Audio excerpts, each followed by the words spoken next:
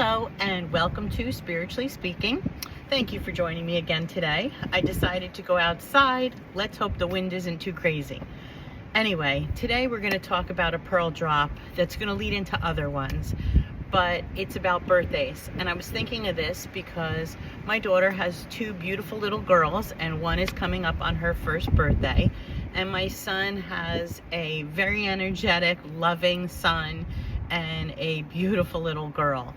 And with his first birthday coming up, I started thinking, what did we do as kids and how did mom celebrate birthdays?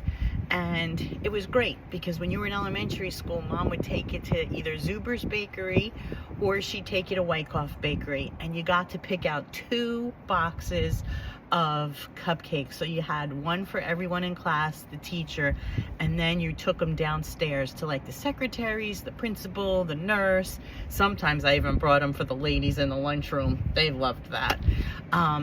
But if you went to Zuber's or Wyckoff, you got vanilla or chocolate. You got the different frostings on top with sprinkles. Sometimes they had those little sticks inside that said happy birthday or flowers or like a clown's head. And if you went to Wyckoff Bakery, their butter frosting was awesome, and it came in different colors. It looked like sherbet, like yellows and greens and pinks and oranges.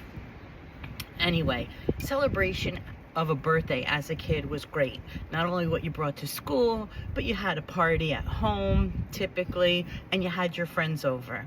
And then by the time you got into your teens, you went to like the movies or you enjoyed your birthday with family and you had a nice dinner, but then you did something special with your friends. But it was when I turned 19, 20, when I was getting ready to leave for art school, that birthdays changed. And mom made a statement on my birthday and she said, "You have to call me on your birthday." I was like, "What? I got to call you on my birthday? It's my birthday. It's my celebration. We're celebrating my life." Birthdays are the celebration of life. And it wasn't until she passed, and it was the first birthday she was gone, and I realized, now I get it. She was not only the mother, but the vessel you came through to come to this planet.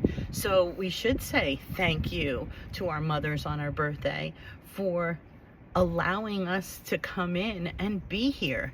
And it was that birthday driving to work that I was like, wow, now I understand why you wanted me to say thank you to you on my birthday. And I have to say, that first birthday, I cried on my drive into work, and that evening I was taken out for dinner. And having been taken out for dinner, I had explained the story of, realization of birthdays and coming in and mom and everything. And all of a sudden, my phone started to ring. It was the weirdest thing in the world. And the person sitting across from me kind of looked at me and I said, "I'm just going to look and see who it is." And I pick up the phone and I show the person across the table and I start laughing hysterically. And the person looked at me and said, "I can't believe that. That doesn't happen." And no, it wasn't my mother calling from her cell phone number, but it was my mother calling from my cell phone number. My phone actually called me on my birthday. And I realized that was her way of saying happy birthday to me. So on your birthday, yes, there's a special celebration, but take that time to also celebrate your mother.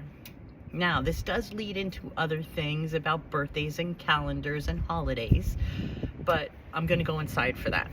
Have a great day. Bye.